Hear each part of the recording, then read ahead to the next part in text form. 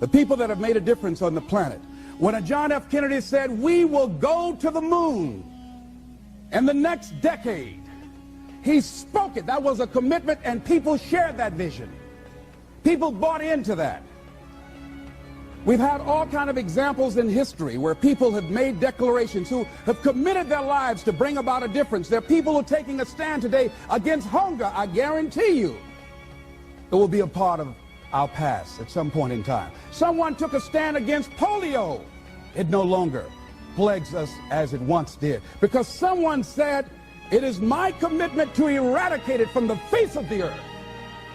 Someone made the commitment. The reason that we're here and enjoying the democracy that we have, someone made a commitment that whatever is required, if it means that I die. I remember Paul Robeson, here I stand, for I can do no other. And that's how you must be. Commitment means standing up for your life. It means honoring yourself. It means beginning to say and to see and recognize your alignment and oneness with the universe, and that you are a channel for life to express through. And we short-circuit it with anger. We short-circuit it with fear. We short-circuit it with envy. We short-circuit it by being lazy or apathetic or giving up easily. Why? We say, oh, it's too hard, it's too hard. We don't challenge our spirit. Ladies and gentlemen, there's nothing as powerful as the human spirit. You can't destroy it. You can pervert it, but you can't destroy it. I was reading Man's Search for Meaning by Viktor Frankl. What a powerful book. I'm reading it now for the 7th time. And he gives so many graphic examples of the power of the human spirit.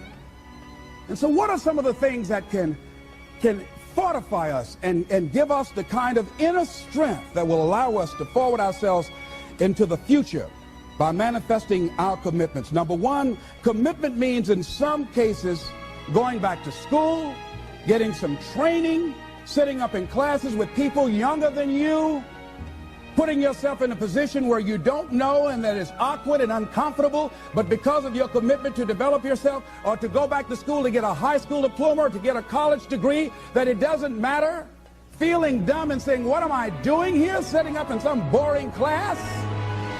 Commitment can mean a lot of things. It could mean that you begin to go back. You got to back up sometimes. It means to back up and not give up, to regroup, back up and regroup and come back again, because life has waylaid you, because you got knocked down. I know when I was working on my dream, there were times I lost my house at one point. I lost my car. I was broke. My credit was bad. I was sleeping at different friends' houses on their couch or on the floor. There were times, months, that I slept on the floor of my office and got up early and dressed before my staff got there to give them the impression that I got there early before they did. And we all pretend not to know what we knew, that the boss was staying in the office. So we never talked about it. But I refuse to give up on my dream. And what happens? They say, you know, in the prosperous years, you put it in your pocket. In the lean years, you put it in your heart. It makes me appreciate it even more. Even more. I wouldn't trade it. I wouldn't trade it for anything. The disappointment, the pain that I've gone through by keeping the commitment. Keeping the commitments that you have might mean taking a stand that's unpopular. Something was said one time. When you take a position, it says, cowardice asks the question, is it safe? Politics asks the question, is it popular? But conscience or commitment asks the question, is it right? And see, most people rather operate from the first two. Is it safe for me to take this position? I remember when I was a state legislator, I saw guys and women who believed in legislation very strongly, but because the Speaker of the House said, we won't go with that, they backed down. And they felt bad about it. They wouldn't take the position because they didn't want the Speaker of the House to be angry at them. They wanted to be all right with all of the rest of our colleagues. See, it takes a great deal of strong courage and commitment on your part to step out a line. Henry David Thoreau says, if a man doesn't keep pace with his companions, perhaps he's listening to the beat of a different drummer. Let him dance to the music that he hears, however measured or far apart. When you are committed, you're dancing to the beat of a different drummer. Don't expect people to understand you. Don't expect it to make sense to anybody why you've got to do this, why you have got to go, why you leave. This is a good job. I'm going. They pay you well. I'm going. You just a few years for retirement. I'm going. Why? I don't understand. You don't have to. Well, here's what I suggest. Number one, that does happen. So take total responsibility for it. Just own it. Don't make any excuses on why you gave in or why you didn't come through. Just own it and face the flak, whatever it is, and stand up inside yourself. Next thing is, assess the situation. How did you get here? What happened that you broke down, that you had a breakdown and you surrendered? What happened? What was going on? See, when I used to go on a diet, and I no longer do that, I've made a commitment to a healthy lifestyle. I used to eat up until 12 midnight on Sunday. Anything that wasn't moving. And on Monday, I would get up and eat a fruit, light fruit breakfast, and for lunchtime, I would fix some broiled chicken and meticulously peel the skin off and eat the chicken, and then eat the skin.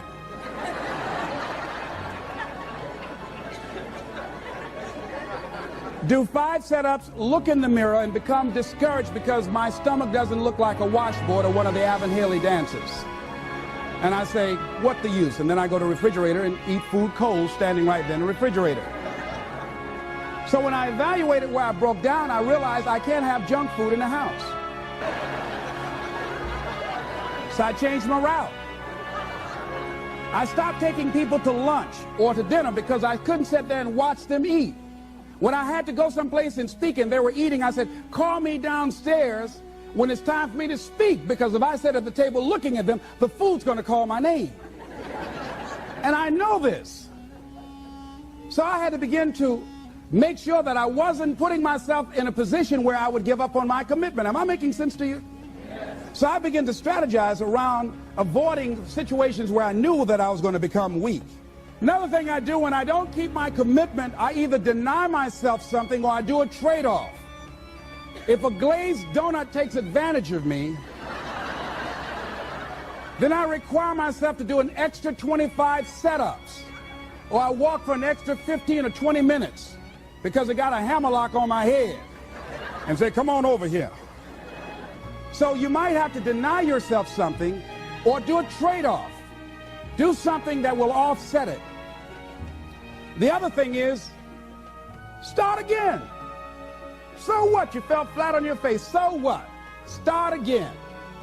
Learn from the experience and start again. Don't count yourself out.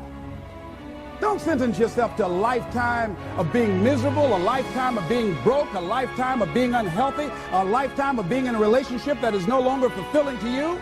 A lifetime of working on a job that does not bring you satisfaction, that's not giving you the creative urge that you need and that got to have in your life that stimulates you. Don't sentence yourself like that. You are a human being. Don't volunteer your life that way. Your life has too much value to the universe. You've got something to contribute. You've got something to give. And so what if you make a commitment and you're not able to do it like a pro? That you're not good as everybody else. Live in the moment. I like what this says. Look to this day, for it is life, the very life of life. In its brief course lie all the realities and verities of existence, the bliss of growth, the splendor of action, the glory of power. For yesterday is but a dream, and tomorrow is only a vision. But today well lived makes every yesterday a dream of happiness, and every tomorrow a vision of hope. Look well, therefore, to this day. See, if we just start enjoying where we are, if we make that kind of commitment to enjoy where we are, to experience the experience of life where we are, to do all we can right now where we are. Forget about the mistakes yesterday. Forget about all your failures yesterday. Forget about what you don't have. That's not important. Only thing that we have is right now. Right now, right now.